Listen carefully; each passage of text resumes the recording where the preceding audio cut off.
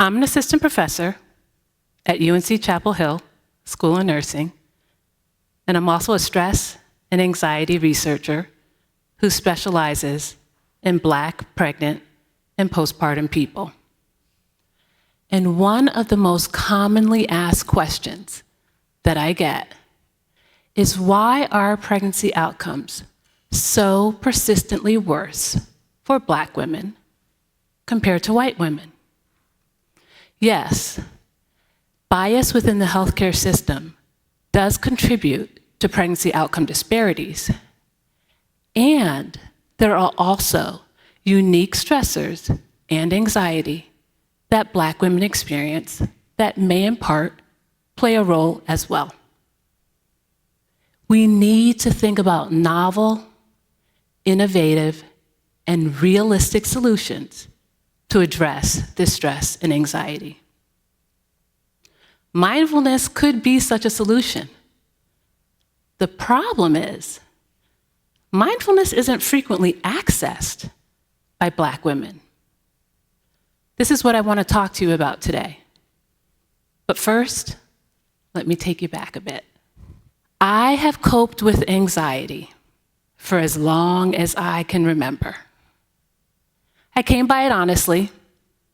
Both my parents were anxious, and I didn't really know anything different growing up. And my anxiety has been accompanied by an unrelenting drive to achieve. The first time that I realized that I was high achieving with a bit of anxiety was in boarding school. It was my first year, and I was not doing well academically. My parents were crystal clear regarding the sacrifices that they were making, not the least of which was financial, for me to be attending this prestigious school. You see, both of my parents immigrated to this country from Jamaica with nothing more than high school educations. And education was highly emphasized in my home.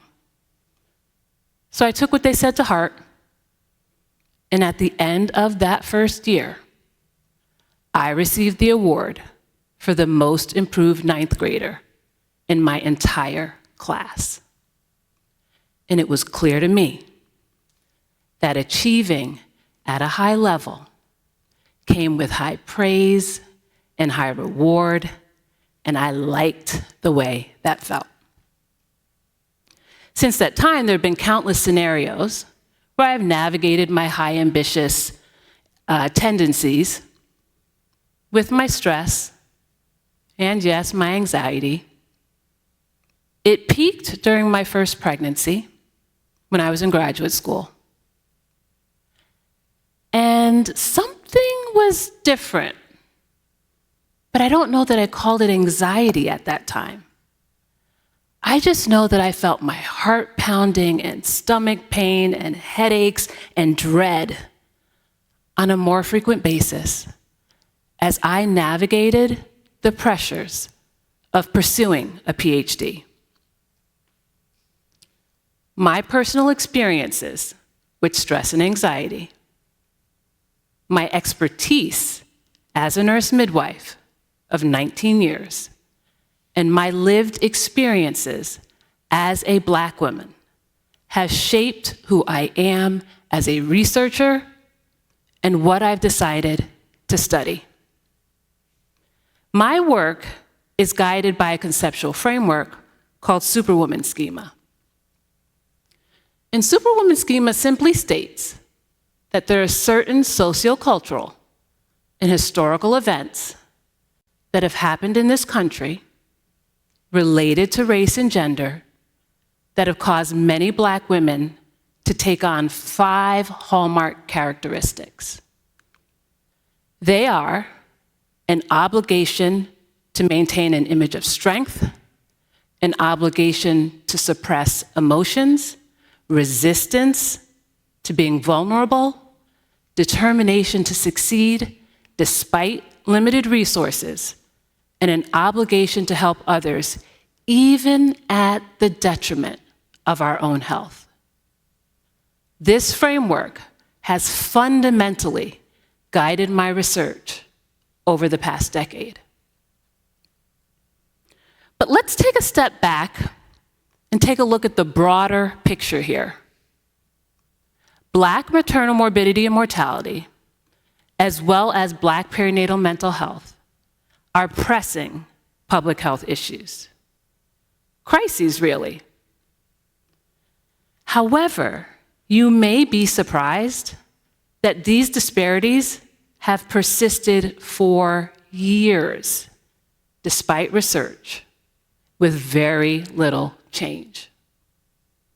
But what has changed are the high-profile individuals like Beyoncé and Serena Williams and Allison Felix, who have all so generously come forward to discuss the difficulties that they have had with their pregnancy, labor, birth, and postpartum. And yet, this has significantly elevated this topic, but the disparities and the biases still persist. You see, Black women suffer from a disproportionately high prevalence of adverse pregnancy outcomes. Here are a few statistics. According to the CDC, Black women are 3 to 4 times more likely to die due to a pregnancy-related cause compared to white women. According to the March of Dimes, Black women have twice the rate of preterm birth compared to their white counterparts. And research indicates that both stress and anxiety are key contributors to preterm birth. Black women are more likely to experience a maternal mental health condition, yet we're half as likely to receive care. So why do these disparities persist? Well, that's where the unique stressors come into play. The stressors that are at the intersections of racism-related stress and gender-related stress. As we think about interventions to address perinatal stress and anxiety, it is absolutely critical that we think about non-pharmacologic approaches due to the hesitance that pregnant individuals have to taking medication during pregnancy. One approach is to create a mindfulness-based program tailored specifically to Black perinatal women. But why mindfulness? Evidence suggests that mindfulness is associated with decreased psychological distress in pregnant and postpartum populations. According to John Kabat-Zinn, who created mindfulness-based stress reduction over 40 years ago, mindfulness is the awareness that arises on purpose in this present moment, non-judgmentally. And mindfulness invites us to think about your body may be present here in this moment, but where is your mind? Are you off worrying about the future or ruminating about the past? And in full disclosure, I'm a mindfulness instructor, so I'm a little biased. But I truly believe that mindfulness is a novel and innovative way to think about approaching maternal mental health for Black perinatal women. But let's take a moment to think about what comes to mind when you think of mindfulness. What image do you see? When you think of a mindfulness instructor, is it somebody who looks like me? Or is it a white woman in yoga pants, sitting on a cushion, cross-legged, or on a mat with meditation sounds playing in the background? I'll let you in on a little secret. Most often, Black women and people of color are not the target demographic for those who are creating mindfulness-based programs in the US. Black women may try mindfulness, but because it doesn't necessarily resonate with our lived experiences, we oftentimes don't continue. That is why it is so critically important to create mindfulness programs that are culturally relevant and tailored to our unique needs. My first experience of mindfulness-based stress reduction was 15 years ago, after my mother's breast cancer diagnosis. And y'all, I was stressed, and all I knew is that what I was doing was not working for me. But what was really interesting is that in those first 2 classes, what happened? First, I realized when I looked around, there weren't a lot of people that looked like me, and I wondered why. And second, I fell asleep from sheer exhaustion. Every time we were asked to meditate, I would fall into a deep slumber. It was what my body needed in that moment. And I believe this is true for so many Black women. We keep going and going and going, dealing with all of the competing demands that we're juggling in our lives. And we are absolutely depleted. And when we take a moment to sit still, we fall asleep. But what if we became so attuned to our own body's needs that instead of falling asleep, we were able to apply mindfulness practices to our everyday lives in ways that improved our physical and mental health, which we know are so inextricably connected. These experiences with mindfulness led me to think about how do we make this more relevant and accessible to a population that may not even know it's available to them? Is it possible that mindfulness practices and principles can equip Black perinatal women with the key coping strategies and stress management skills that they need to decrease their psychological distress and potentially improve their pregnancy outcomes? Moving the needle on health disparities isn't just about interventions and programs, however. It's about fundamentally shifting our perspectives, valuing lived experiences, and co-creating solutions. A few years ago, my team and I did a study with Black, pregnant, and postpartum people where I asked them questions about their anxiety and their depression and their stress and their mindfulness and their superwoman schema and their self-compassion.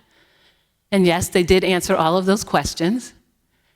And what we found is that those individuals who endorsed higher levels of superwoman schema had higher levels of anxiety, higher levels of depression, and higher levels of stress. Conversely, they had lower levels of mindfulness, lower levels of self-compassion, and lower levels of mindful self-care. But I also asked the question, is there anything uniquely stressful about being pregnant? Is there anything uniquely stressful about being Black and pregnant? And they told me. And there are 2 key themes that I want to share with you today that came up. One was the judgments and assumptions that are made about them by society and the stigma associated with it. One particular participant that shared her experiences that resonated with this theme talked about the fact that she could no longer wear her wedding ring due to weight gain during pregnancy. And she went to her prenatal visit, and her healthcare provider looked at her and said, "Oh, is the father of the baby not involved?" And she said, "No, my husband is at work today and couldn't make it to the prenatal visit." But she was left to reflect on the judgments and the assumptions and the stigma that was made about her for not wearing a wedding ring and being Black and pregnant. The second theme that emerged was finding out that they were having a son, a Black son, and how they would navigate the conversations they would need to have with their child. When would their son go from being perceived as cute to being perceived as a threat in this society? So how do we navigate the stress that arises from the judgments and the assumptions and the stigma that Black pregnant women face? Could mindfulness potentially play a role? Rather than assuming that Black women would want a mindfulness program, I asked them, have you ever heard of the word mindfulness? If I were to develop a culturally tailored mindfulness program to address stress and anxiety, would that be acceptable? What would you like to see in it? 100% of the participants said mindfulness would be acceptable. And I believe it should be co-created with them. Why? Well, I would argue that those that would most benefit from receiving mindfulness don't even have a seat at the table or a voice in the development of the solution. Listen, this crisis is complex. There are structural and social drivers of health, like provider bias, institutional racism, systemic racism, and discrimination that must be addressed in order to effect meaningful change. And it requires a multifaceted approach. So this is where we are today. Now what? Can we think about how do Black perinatal women get access to mindfulness programs? Is it possible to think about a payment structure whereby insurance companies could cover the cost of integrative mental health approaches? How about working with health policymakers to advocate for improved perinatal mental health for marginalized communities? Can we think about how to educate healthcare professionals who work closely with laboring mothers and training them in mindfulness so that they can support Black women in culturally humble ways? Now, I know not all of us work within the healthcare system, but we can all think about how we co-create. How can we work together at the individual, community, and systemic levels? The invitation today is to ask yourself, where can I have the greatest impact? Mindfulness is a hot topic. A lot of people are talking about it. But how many are incorporating the voices of people of color? Let's consider how we can make a difference in our respective communities to prioritize a culturally inclusive vision to guide solutions. I know that if we all come together to say enough is enough, we can make meaningful change. Because after all, who gets to be well? We all do. Thank you.